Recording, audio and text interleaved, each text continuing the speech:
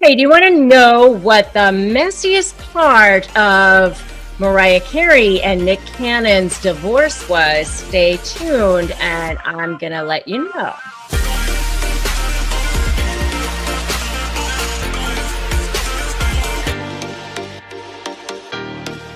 Hi, so I'm Rebecca Zung. I'm an attorney. I am a narcissist negotiation expert and I'm an author. And on this channel, I give you tips and tricks on how to powerfully negotiate and shift the dynamic with the most toxic personality on the planet. And if that is something that you want, make sure that you subscribe and hit that notification bell. So I am breaking down Mariah Carey and Nick Cannon's divorce in this video. So I actually read Mariah Carey's autobiography. I'm a fan. I think that she has a beautiful voice, and in a lot of ways, I think that she's a misunderstood person. I identify with her in a lot of ways. She is biracial. I'm also biracial. I'm half Chinese. She's half African American, and I know what it's like to grow up where you don't fit into one world, you don't fit into another world, and I know how it's how that is, and she and I are about the same age, and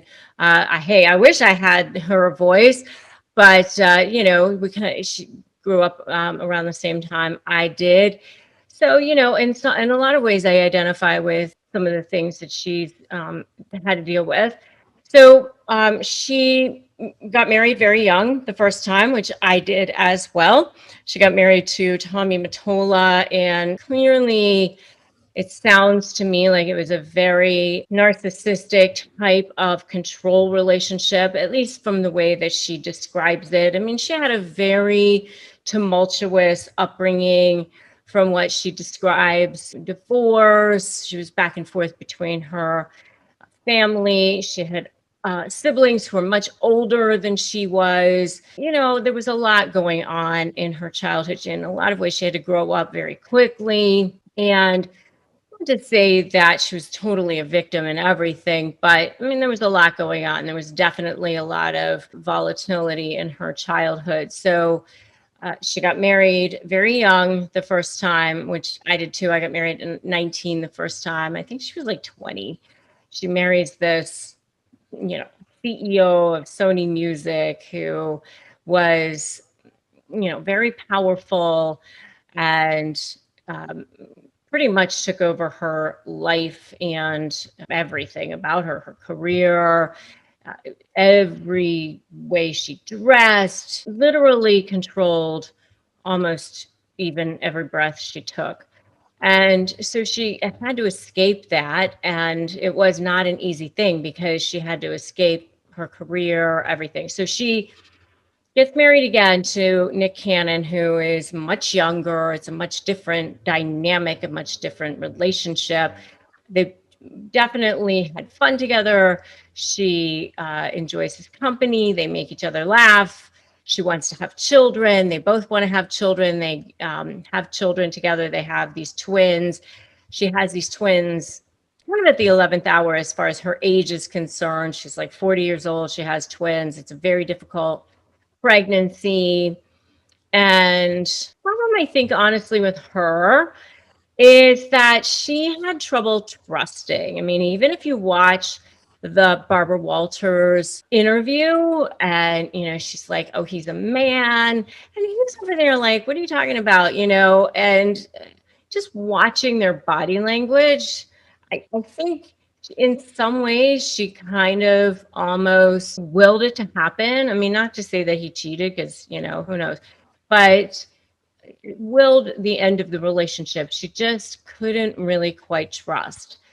And they had this divorce, which she talks about in the book as being, it should have been an easy divorce. They get along very well now. It did not end up being an easy divorce. It ended up being several years. And she talks about it being a very emotional divorce. It ended up taking a couple of years and emotions got very high. Apparently, they're very good friends now. They celebrate a lot of holidays together. They co-parent their children together very well. But here's the thing. You talk about the messiest part of the divorce. What came out after the divorce, and the twins are now like 11 or something like that, that she has bipolar 2. And she actually talks about how this is something she has struggled with for a number of years, and she has struggled with it privately. And another very famous couple, by the way, has talked about this and the struggles, and that is Kim and Kanye. And I talk about this in my video, Narcissistic Red Flags, Kim and Kanye's Marriage, which you can check out that video if you want. Hey, it is tough enough to deal with marriage. It's tough enough to deal with marriage when you have to add in the mix of mental health issues, and then you add in the scrutiny of a lot of press, children. It makes it very, very hard. And I think that really adds to the stress and strain of marriage and divorce, and puts a lot of pressure on these people. It then really does make it very, very messy. So I think she was having a hard time regulating her medication. She's been, to give her a lot of credit, she has been pretty open about the entire situation at this point. She has come out and said that she has been battling it. She apparently was first diagnosed in 2001 when she was hospitalized for her physical and mental breakdown. She said she didn't want to believe it. She finally sought treatment. She has lived in constant fear that somebody would expose her. And she finally just decided that she was just going to come out and talk about it. So I think, honestly, that has been a huge part of what caused the messy part of their divorce as well. It took 2 years to finalize. They had a 6-year marriage. They were married in 2008. The twins were born in 2011. He filed for divorce in 2014. The divorce was finalized in 2016.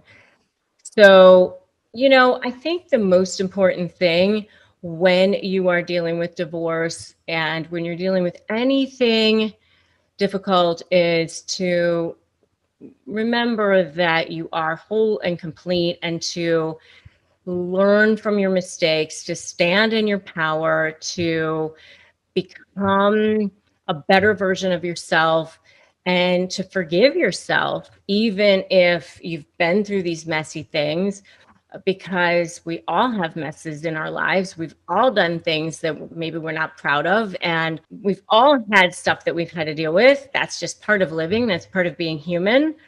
And, we're all learning from all of this stuff. So, hey, it's okay, right? We move forward, we become whole, we become complete, we stand in our power, and we become bigger, better versions of ourselves as a result. And if you agree with me, give me an amen in the comments right now. As always, if you are getting ready to negotiate, you are welcome to grab my free Crush My Negotiation Prep Worksheet at winmynegotiation.com. You are always welcome to join my free support group at Narcissist Negotiators with Rebecca Zung in Facebook.